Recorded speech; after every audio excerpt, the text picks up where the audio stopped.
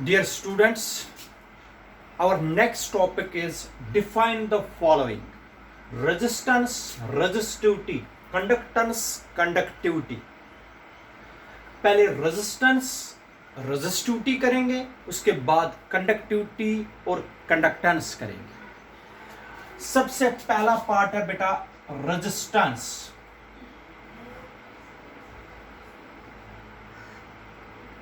Resistance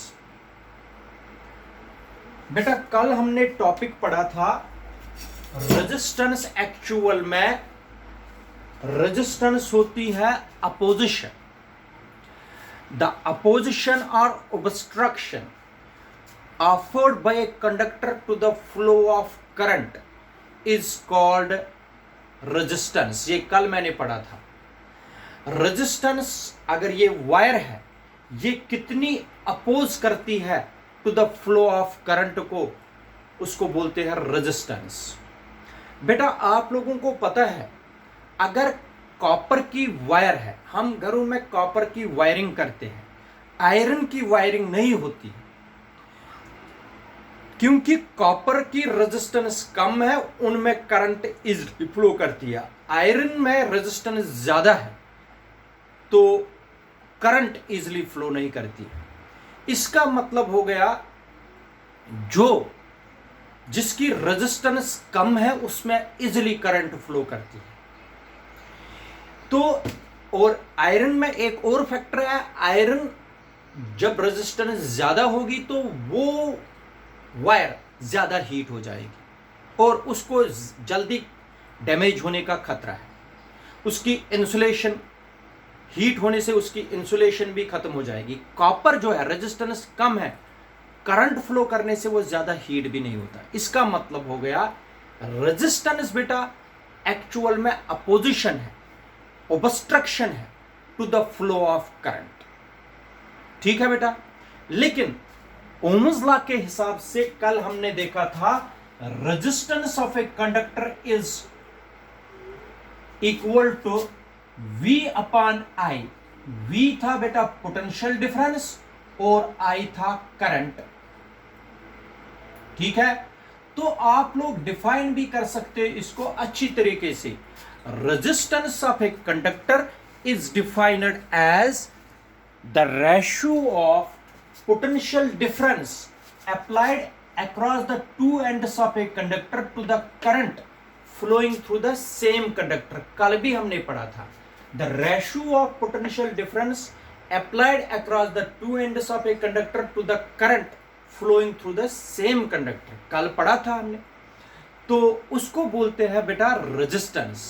resistance का actual में जो यूनिट, जो हमने कल रिलेशन भी निकाली थी रेजिस्टेंस के लिए, that is equal to ML upon NE² AT। T is average time or relaxation time। ये हमने कल डिराइव कर दी थी। इसके बाद होता है बेटा units. The SI unit of resistance is ohm. Ohm होता है बेटा SI यूनिट ऑफ रेजिस्टेंस, और ओम को ऐसे लिखते हैं, इसको ओमेगा बोलते हैं और रिप्रेजेंटेशन है ओम की। ठीक है बेटा। अगर इस ओम को आप लोगों को डिफाइन करना होगा, ओम को कैसे डिफाइन करेंगे ये मैं पहले बताता हूं। आर किसके बराबर होता है बेटा? V upon I। ये सारा मैंने आप लोगों को पहले भी समझाया हुआ है। रेजिस्टेंस का यूनिट होता है ओम, पोटेंशियल डिफरेंस का यूनिट होता है बेटा वोल्ट, करंट का यूनिट होता है एम्पियर। कैसे डिफाइन करना होता है? यहां पर 1, यहां पर 1 और यहां पर 1। क्लियर बेटा? अब आप डिफाइन कर सकते हो। Resistance of a conductor is said to be 1 ohm, या resistance of a substance is said to be 1 ohm when 1 volt of potential difference is applied across its two ends so that a current of 1 ampere flows through it। फिर से बता रहा हूं, resistance of a conductor is said to be 1 ohm when a potential difference of 1 volt is applied across its two ends so that a current of 1 ampere flows through it, उसको बोलते हैं बेटा ओम। Smaller units जो resistance के है, smaller units जो resistance के है बेटा, वो है मिली ओम एंड माइक्रो ओम। मिली ओम और माइक्रो ओम स्मॉलर यूनिट्स है। 1 मिली ओम जो है बेटा, 1 milli ohm is equal to 10⁻³ ohm. 1 micro ohm जो है 10⁻⁶ ओम। याद रखना, these are the smaller units of resistance. Smaller units के बाद होते हैं bigger units. Bigger units of resistance देखो बेटा क्या होता है। Bigger units of resistance is kilo ohm and mega ohm. Kilo ohm and mega ohm are the bigger units of resistance. Kilo ohm means 10⁻³ Om, mega ohm means 10⁻⁶ Om. Clear कर दीजिए, बिगर units में kilo ohm और mega ohm आते हैं, 10⁻³ ohm and 10⁻⁶ ओम। ठीक है बेटा, ये हो गए smaller units and bigger units of resistance. ठीक, इसके बाद आता है बेटा डायमेंशनल फॉर्मूला। डायमेंशनल फॉर्मूला कैसे निकालेंगे वो आप लोगों को मैं बताता हूं। Dimensional formula of resistance, resistance होती है बराबर बेटा V/I। क्लियर, अच्छी तरीके से समझा करो ये चीजें। V, मगर आप लोगों को पता है पोटेंशियल डिफरेंस होता है बराबर बेटा work done upon charge. Work done upon charge होता है पोटेंशियल, ये पोटेंशियल डिफरेंस। R क्या बनेगा बेटा, R बनेगा W/Q मल्टीप्लाई I, ये वाला I। ठीक है, बट फिर से Q होता है बराबर I इंटू T, ये भी पढ़ा है आप लोगों ने। Q किसके बराबर है, R is equal to W/IT multiply I, ये वाला I। Q के बजाय लिखा IT, तो R किसके बराबर आएगा बेटा, वर्क डन अपॉन I²T। दे दीजिए डायमेंशंस। वर्क डन का डायमेंशन है M1 वर्क का, M1 L2 T-2। करंट का होता है एम्पियर, एम्पियर का स्क्वायर है, हो गया 2। टाइम का T1। कैलकुलेट कर दीजिए, R is equal to M1 L2 T-3 बनेगा, T1 ऊपर जाएगा -1 बन गया T-3 A-2। ये आ गई बेटा dimensional formula of resistance. Clear कर दीजिए बेटा, ठीक है, क्लियर कर दीजिए। ये R is equal to M1 L2 T-3 and A-2, ये है बेटा डायमेंशनल फॉर्मूला ऑफ रेजिस्टेंस। ये मुझे आगे जरूरत पड़ेगी, इसको मैं यहां पर लिख के रखता हूं। R इज इक्वल टू या सीधा M1 L2 T-3 A-2। ये कभी कभी बेटा एंट्रेंस में भी पूछी जाती है डायमेंशनल फॉर्मूला निकालने के लिए। ये हमने रेजिस्टेंस के लिए डायमेंशनल फॉर्मूला निकाली। क्लियर है यहां तक? रेजिस्टेंस की डेफिनेशन क्या है? obstruction or opposition offered by a conductor to the flow of current. It is defined as the ratio of potential difference to the current. इसकी फॉर्मूला जो इसकी डेरिवेशन करके डेरिवाइव द रिलेशन mL/ne²AT।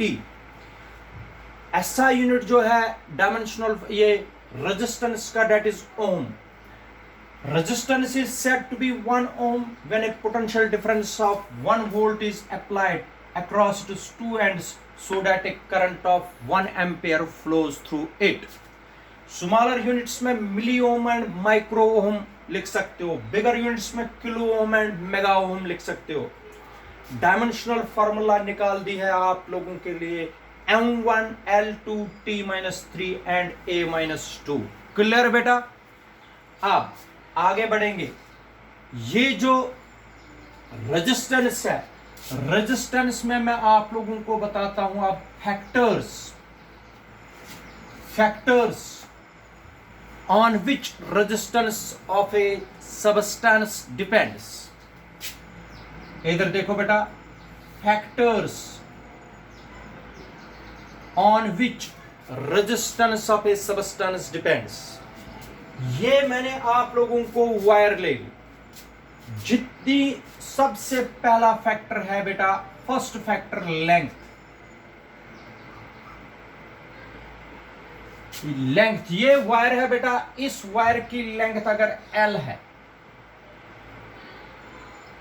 जितनी ज्यादा length उतनी ज्यादा रेजिस्टेंस। जितनी ज्यादा इस वायर की लेंथ होगी बेटा, उतनी ज्यादा रेजिस्टेंस होगी। इसका मतलब हो गया resistance of a substance is directly proportional to the length of the substance. जितनी ज्यादा लेंथ और उतनी ज्यादा रेजिस्टेंस। इसीलिए आप लोग देख लीजिए, अगर आप लोगों के घर में या आप लोगों के मोहल्ले में एक ट्रांसफार्मर लगा होता है और आप लोगों का घर सबसे दूर होता है ट्रांसफार्मर से, आप लोगों के घर में वोल्टेज या करंट कम पहुंचती है, क्योंकि length of the wire from the transformer to your home is very large distance है आप लोगों के घर से ट्रांसफार्मर तक। वायर की लेंथ बढ़ गई, रेजिस्टेंस भी बढ़ गई, इसका मतलब करंट कम आएगी। ठीक है, समझ आया? ये हो गया बेटा रेजिस्टेंस ऑफ ए वायर। पहला factor, resistance depends upon the length of the wire. Length is large, resistance is large. Length is less, resistance is less. याद रखना। सेकंड, इसका मतलब हो गया बेटा, अगर ये कंडक्टर है, इसकी लेंथ पर डिपेंड करता है।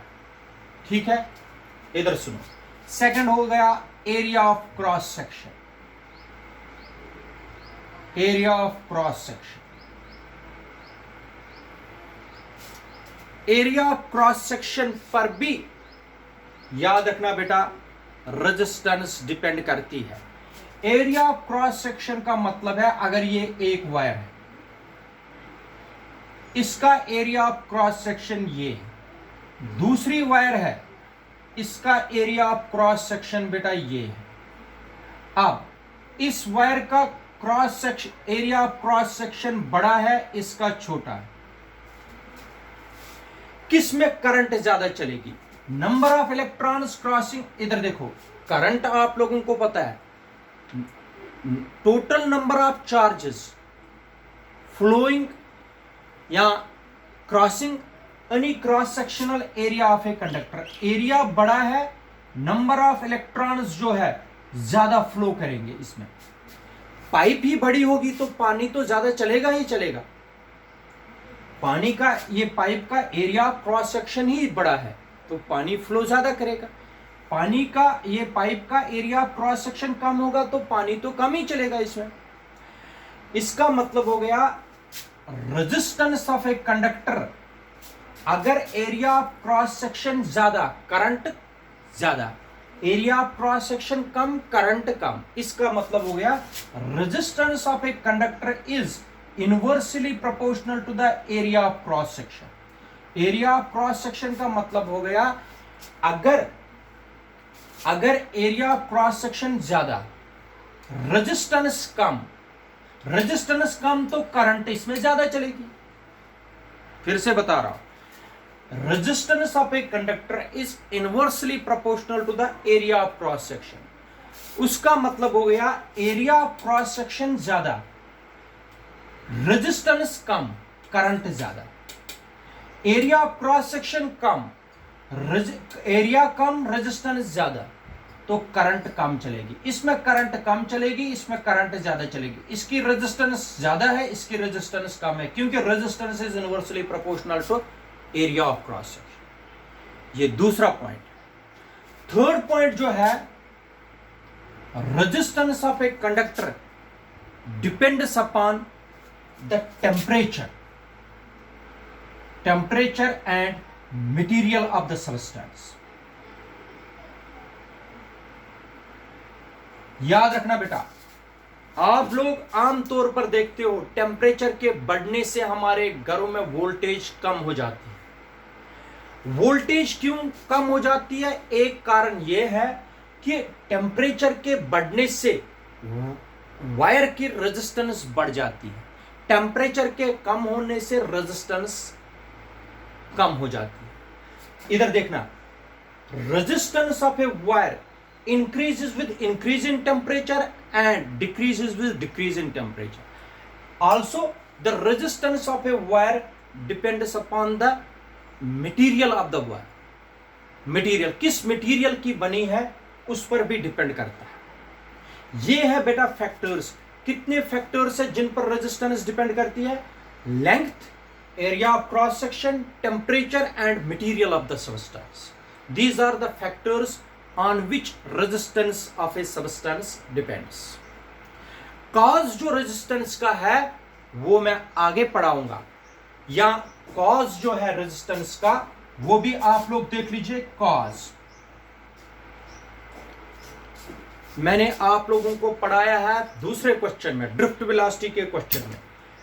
रेजिस्टेंस का कॉज है जो कंडक्टर है, कंडक्टर के अंदर जो है फ्री इलेक्ट्रॉन्स और पॉजिटिव आयन्स है। फ्री इलेक्ट्रॉन्स और पॉजिटिव आयन्स के बीच में कोलिजन होता रहता है। वो जो कोलिजन है, collision between the free electrons and the positive ions is the cause of resistance. Collision किनके बीच में बेटा? कोलिजन जो है, collision between the free electrons and the positive ions या एटम्स। फ्री इलेक्ट्रॉन्स को किनके साथ कोलाइड होता है मेटलिक कंडक्टर के अंदर? पॉजिटिव आयन्स और शाबाश बेटा या एटम्स के साथ जो कोलिजन होता रहता है, उस कोलिजन के कारण रेजिस्टेंस बनती है। तो that is the main cause of resistance. ये बेटा सारा कुछ रेजिस्टेंस के बारे में। अब जो सेकंड फैक्टर है that is called the, second point जो है that is called the resistivity. ठीक है बेटा, अब रेजिस्टिविटी पर हम जाएंगे।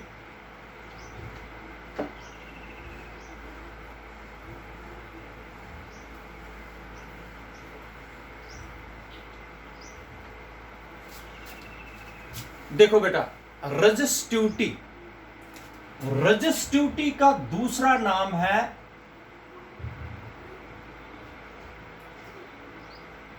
रेजिस्टिविटी का दूसरा नाम है बेटा स्पेसिफिक रेजिस्टेंस। स्पेसिफिक रेजिस्टेंस, ठीक है बेटा। रेजिस्टिविटी का दूसरा नाम क्या है? Specific resistance. ये इनहेरेंट प्रॉपर्टी है एक्चुअल में एक कंडक्टर की या एक सब्सटेंस की। इधर देखो, रेजिस्टिविटी या स्पेसिफिक रेजिस्टेंस कैसे डिफाइन करेंगे? वी नो, अभी पढ़ा हमने, resistance is directly proportional to the length of the wire. Length ज्यादा तो रेजिस्टेंस ज्यादा। Resistance is inversely proportional to the area of cross section. ये अभी हमने पढ़ा रेजिस्टेंस में। अगर दोनों को हम कंबाइन करेंगे क्या बनेगा बेटा? R is directly proportional to L upon A, where L is the length of the conductor and area is the cross section of the conductor. तो R is equal to, directly proportional को मैंने equality में लाया, यहां पर आता है रो, इसको रो बोलते हैं, rho L upon A, where rho is constant of proportionality. Rho होता है कांस्टेंट ऑफ प्रोपोर्शनैलिटी, इसी रो को बोलते हैं बेटा रेजिस्टिविटी और स्पेसिफिक रेजिस्टेंस। इसको बेटा बोलते हैं रेजिस्टिविटी और स्पेसिफिक रेजिस्टेंस। स्पेसिफिक रेजिस्टेंस या रेजिस्टिविटी बोलते हैं इसको, रो को। अगर इस इक्वेशन को हम इक्वेशन नंबर 3 लिखेंगे, इसमें से बेटा रो किसके बराबर आएगा? रो आएगा R A upon L, R A upon L. This is equation number 4। Rho के लिए क्या आ गई अब हमारे पास फॉर्मूला बेटा? R A upon L. ये जो रो है इसी को बोलते हैं रेजिस्टिविटी या स्पेसिफिक रेजिस्टेंस। अब डेफिनेशन बनाने के लिए let A is equal to area of cross section is equal to 1, इसको बोलते हैं unit area of cross section. Length is equal to 1, इसको बोलते हैं यूनिट लेंथ।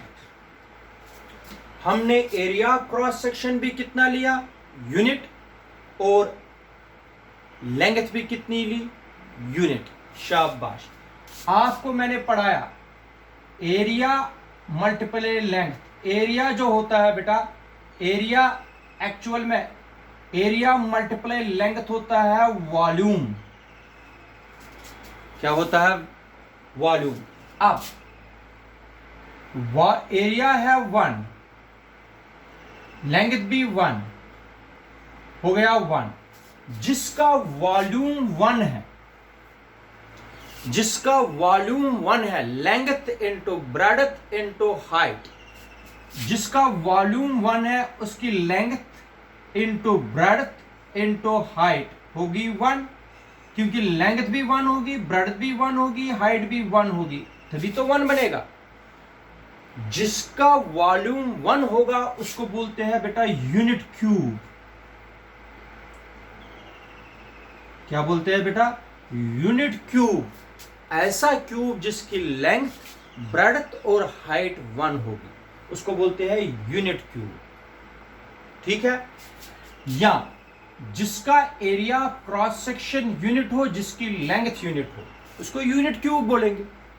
तो इक्वेशन 4 क्या बनेगी बेटा? इक्वेशन फोर्थ बनेगी rho is equal to R into 1 upon 1। Rho is equal to R. अब मैं आपको डिफाइन करके देता हूं। इधर देखो, रेजिस्टिविटी और specific resistance.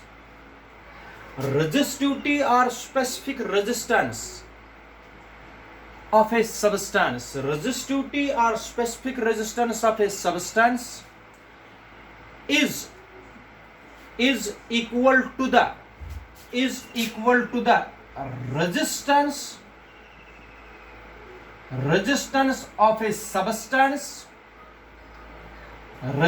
of a substance having unit length and unit area of cross section।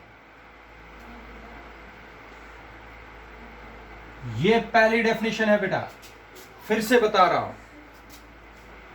Resistivity और स्पेसिफिक रेजिस्टेंस, रेजिस्टिविटी और specific resistance of a substance is equal to the resistance of the substance is equal to the resistance of a substance having unit length and unit area of cross section।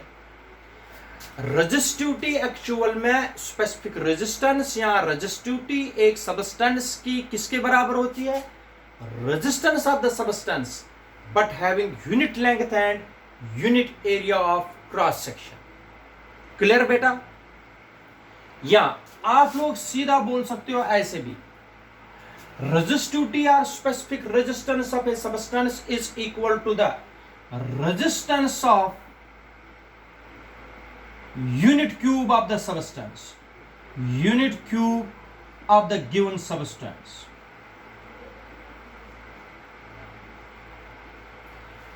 बेटा जरा आप लोग मुझे बता दीजिए, resistivity or resistance is also defined as resistance of unit cube of the given substance is also called resistivity.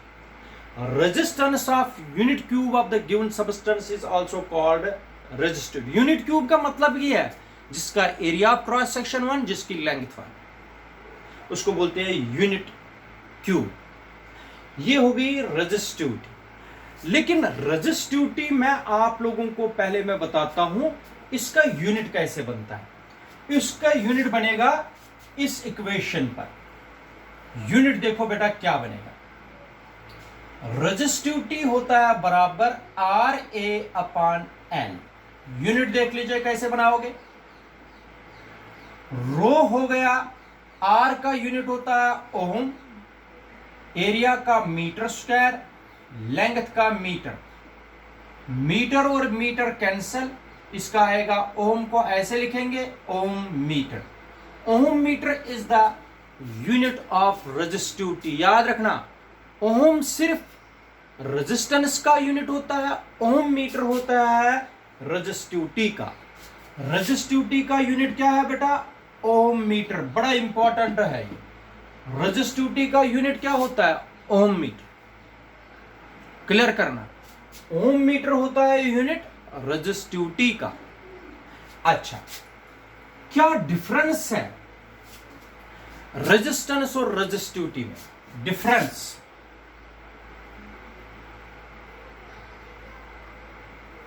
Between resistance and resistivity. Resistance और resistivity में क्या डिफरेंस है बता सकते हो? इधर देखो, रेजिस्टेंस जो है R is equal to M L upon N E square A T. ठीक. लेकिन अगर आप लोग देखोगे, इधर देख लीजिए, जो R हमने यहां पर देखा,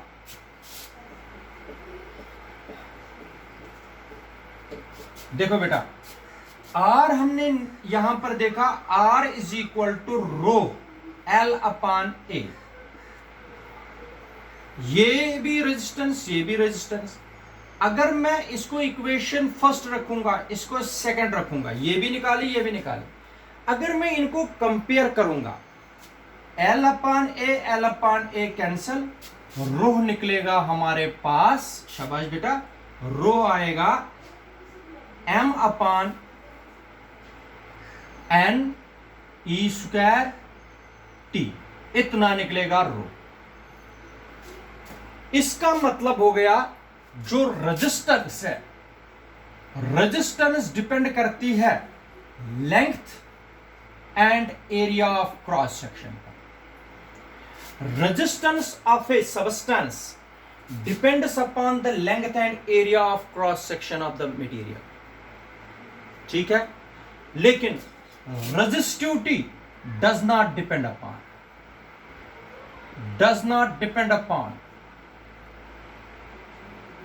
length and area of cross section of the substance. बेटा याद रखना, रेजिस्टेंस डिपेंड करती है लेंथ और एरिया ऑफ क्रॉस सेक्शन पर, लेकिन रेजिस्टिविटी नहीं करती है डिपेंड लेंथ और एरिया ऑफ क्रॉस सेक्शन. ये मटेरियल ऑफ द सबस्टेंस पर डिपेंड करती है रेजिस्टिविटी, लेकिन length and area of cross section पर डिपेंड नहीं करती है. ये क्वेश्चन जरूर आता है. अगर लेंथ हम बढ़ा देंगे, अगर हम लेंथ कंडक्टर की बढ़ा देंगे, रेजिस्टेंस बढ़ जाएगी, लेकिन रेजिस्टिविटी रिमेन्स द सेम, क्योंकि resistivity does not depend upon length and area of cross section. Resistivity depend नहीं करती है length and area of cross section. चाहे आप एरिया ऑफ क्रॉस सेक्शन कम रखोगे या ज्यादा रखोगे, उससे भी रेजिस्टिविटी पर फर्क नहीं पड़ता है. Resistivity does not depend upon length and area of cross section. Resistivity depends upon length and area of cross section. That is the difference between resistivity and resistance. याद रखना, रेजिस्टिविटी तो डिपेंड ही नहीं करती है length and area of cross section. चाहे आप area of cross section बढ़ा दोगे, कम रखोगे, उससे कोई फर्क नहीं पड़ने वाला. लेकिन लेंथ जो है, रेजिस्टेंस जो है, लेंथ बढ़ने से रेजिस्टेंस बढ़ जाएगी, एरिया ऑफ क्रॉस सेक्शन बढ़ने से रेजिस्टेंस कम हो जाएगी। रेजिस्टेंस पर डिपेंड करता है ये दो फैक्टर्स, लेकिन रेजिस्टिविटी पर कोई असर नहीं पड़ता। फिर रेजिस्टिविटी किन पर डिपेंड करती है? रेजिस्टिविटी किन पर डिपेंड करती है? याद रखना, किन फैक्टर्स पर रेजिस्टिविटी डिपेंड करती है? Factors on which resistivity depends। किन फैक्टर्स पर, अगर लेंथ और एरिया ऑफ क्रॉस सेक्शन पर ये असर नहीं करता है, उस पर डिपेंड नहीं करता है, फिर रेजिस्टिविटी किन फैक्टर्स पर डिपेंड करती है? रेजिस्टिविटी इस रिलेशन से दो फैक्टर्स पर डिपेंड करती है। First, resistivity is inversely proportional to the n को बोलते हैं नंबर डेंसिटी। नंबर डेंसिटी का मतलब है number of electrons per unit volume. Number of electrons per unit volume एक फैक्टर ये है। Number of electrons per unit volume ज्यादा, रेजिस्टिविटी कम। Number of electrons per unit volume कम, रेजिस्टिविटी ज्यादा। ऐसे। Second, resistivity is inversely proportional to relaxation time। ठीक है बेटा, अब मैं इसका मतलब बताता हूं। रेजिस्टिविटी जो है बेटा नंबर डेंसिटी पर डिपेंड करता है। Number of electrons per unit volume, number of electrons per unit volume जो है बेटा उसको नंबर डेंसिटी भी बोलते हैं। Number of electrons per unit volume किस पर डिपेंड करता है? Material of the substance. कौन सा मटेरियल, जैसे number of electrons per unit volume copper में ज्यादा है in comparison to iron. Number density जिसमें ज्यादा, रेजिस्टिविटी कम। कॉपर की रेजिस्टिविटी कम है एज कंपेयर टू शाबाश आयरन।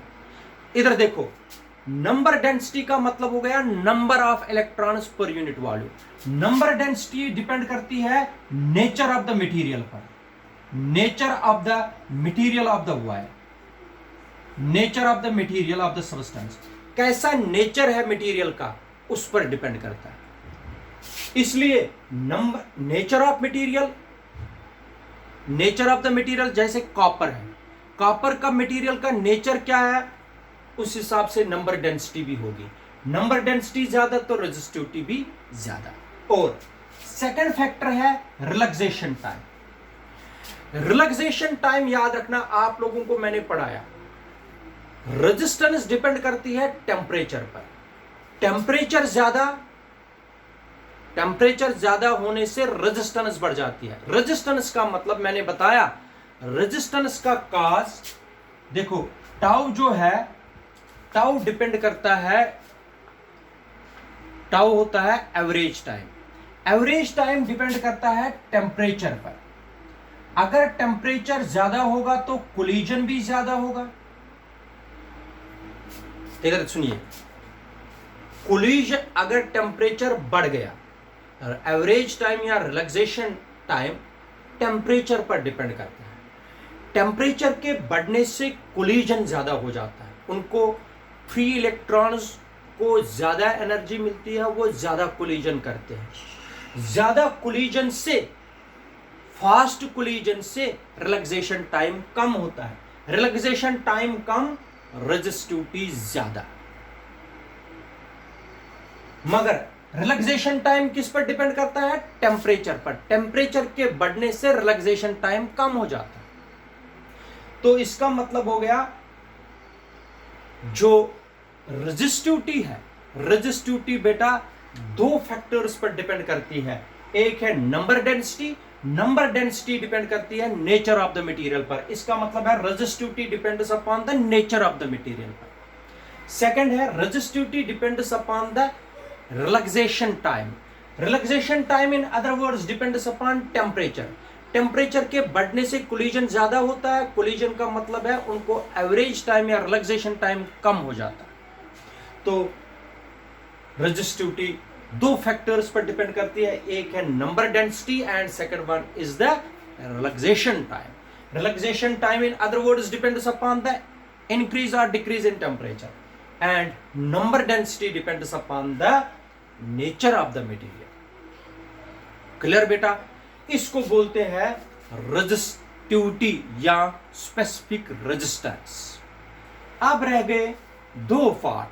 एक होता है, अच्छा एक चीज और आपको मैं बताता हूं, इसमें डायमेंशनल फार्मूला निकालनी अभी बाकी है. रजिस्टिविटी की डायमेंशनल फार्मूला निकालना अभी बाकी है बेटा. ये तो हमने रेजिस्टेंस की निकाली थी, अब निकालेंगे रजिस्टिविटी की डायमेंशनल फार्मूला. रजिस्टिविटी जो होती है बेटा, रेजिस्टेंस की डायमेंशनल फार्मूला है M1 L2 T-3 A-2. ये हो गई रेजिस्टेंस की डायमेंशनल फार्मूला. फिर एरिया की होती है L2, लेंथ की होती है L1. बना दीजिए डायमेंशनल फार्मूला रेजिस्टेंस की, एरिया की, लेंथ की. तो डायमेंशनल फार्मूला ये बन गया L-1 बन गया. तो इसमें बनेगा M1 L3 T-3 A-2. ये आ गई डायमेंशनल फार्मूला रजिस्टिविटी की dimensional formula M1 L3 T-3 A-2. ये बेटा है रजिस्टिविटी की डायमेंशनल फार्मूला. ठीक है बेटा, पूछा जा सकता है रेजिस्टेंस या रजिस्टिविटी की डायमेंशनल फार्मूला. अब हमारे पास दो पार्ट्स रह गए जिनको बोलते हैं कंडक्टेंस और कंडक्टिविटी. कंडक्टेंस यहां पर मैं समझा दूंगा. थर्ड पार्ट है कंडक्टेंस और फोर्थ पार्ट है कंडक्टिविटी. Conductance and conductivity. ठीक है बेटा, देखो Conductance is defined as the reciprocal of resistance. The reciprocal of resistance is called conductance. Conductance बेटा होता है बराबर reciprocal 1 upon resistance. Reciprocal of resistance is called conductance. Conductance is denoted by capital G. G is equal to 1 upon R. Clear बेटा? Reciprocal of resistance is called conductance. अब आप लोग देख लीजिए यूनिट्स. यूनिट होगा G is equal to 1 upon R. 1 upon R. R का unit है ओम. ठीक है, ओम को ऐसे भी लिख सकते हैं. इसका मतलब हो गया ओम को हम लिखेंगे ohm inverse. Ohm inverse. Ohm inverse को पता है कैसे लिखेंगे? Ohm inverse. ओम इनवर्स को हम लिख सकते हैं बेटा ओम इनवर्स. वर्ड ओम को ही इनवर्स करना है. ओम है ना, ओम इनवर्स है क्योंकि ओम नीचे है ऊपर लिया, बन गया ओम इनवर्स. ओम वर्ड को ही इनवर्स करना है. ओम का इनवर्स है मोह, MHO. OHM को रिवर्स करना है, MHO. बन गया मोह. क्या बन गया? मोह. मोह. ये जो ओमेगा है इनवर्स है. ओमेगा इनवर्स को मोह कैसे बनाएंगे? इसको इनवर्स करना है. ये ऐसा था, इसको उल्टा करना है. ये ऐसे बनाना है, इसको भी उल्टा करना है. ये ओमेगा को उल्टा करना है. ये बन गया मोह. ठीक है बेटा, ये ऐसे भी लिख सकते हो ओम इनवर्स या मोह आर साइमन. साइमन ये तीनों यूनिट्स है बेटा कंडक्टेंस के. कंडक्टेंस के यूनिट्स क्या बन गए बेटा? ओम इनवर्स, मोह या साइमन. क्लियर बेटा? Dimensional formula. डायमेंशनल फार्मूला है बेटा G की 1 upon R. रेजिस्टेंस की डायमेंशनल फार्मूला हमने की हुई है क्या है रेजिस्टेंस की dimensional formula? M1 L2 T-3 A-2 निकाल के रखी है। डायमेंशनल फॉर्मूला ये सारे ऊपर आएंगे, रेसिप्रोकल है इनका। जो प्लस है वो माइनस बनेंगे, जो माइनस है वो प्लस बनेंगे। G is equal to M-1 L-2 T3 A2। बेटा ये हो गई dimensional formula of conductance. Clear बेटा? ये हमने किया। कंडक्टेंस होता है रेसिप्रोकल ऑफ रेजिस्टेंस, यूनिट होता है ओम इनवर्स, मो या साइमन, डायमेंशनल फॉर्मूला होती है रेजिस्टेंस का रेसिप्रोकल करके। ठीक? क्लियर? अब है कंडक्टिविटी। बेटा conductivity is defined as the reciprocal of resistivity. Reciprocal of resistivity is called conductivity. Conductivity is denoted by sigma. इसको सिग्मा बोलते हैं। Sigma is equal to 1 resistivity. Resistivity को रो से डिनोट करते हैं। यूनिट बना दीजिए बेटा, यूनिट्स बना दीजिए। सिग्मा के यूनिट्स बनेंगे, सिग्मा इज इक्वल टू 1 रो। रो का यूनिट है बेटा, अभी मैंने दिखाया, ओम मीटर। ओम मीटर होता है रेजिस्टिविटी का यूनिट। हो गया ओम इनवर्स पर मीटर। ओम इनवर्स पर मीटर। ओम इनवर्स पर मीटर का मतलब क्या हो गया? मोह पर मीटर। मोह पर मीटर का मतलब हो गया ऐसे, मोह पर मीटर ऐसे लिख सकते हैं। ठीक है? मोह पर मीटर। ठीक? उल्टा करके ओम लिखना है, मोह पर मीटर। यहां लिखोगे आप लोग Simon per meter. Simon per meter is also the unit of conductivity. ठीक है? ये हो गए यूनिट्स। तो यूनिट्स के बाद आएगी डायमेंशनल फॉर्मूला। डायमेंशनल फॉर्मूला सबको पता है, रेसिप्रोकल है रेजिस्टिविटी का। 1 रेजिस्टिविटी की dimensional formula M1 L3 T-3 A-2। ठीक है बेटा? रेसिप्रोकल कर दीजिए इस डायमेंशनल फॉर्मूला को, तो रेजिस्टिविटी बनेगी M-1 L-3 T3 A2। ये आ गई बेटा डायमेंशनल फॉर्मूला कंडक्टिविटी की। ये हो गया कंडक्टेंस, ये हो गया कंडक्टिविटी। क्लियर बेटा? ये हो गए 4 पार्ट्स जो इस क्वेश्चन में हमने डिस्कस किए। Resistance, resistivity, conductance, conductivity. Clear बेटा? याद रखिए, इंपॉर्टेंट क्वेश्चन है। कुछ भी पॉइंट इस क्वेश्चन से आपको एग्जाम में पूछा जा सकता है, एंट्रेंस में पूछा जा सकता है। याद रखिए।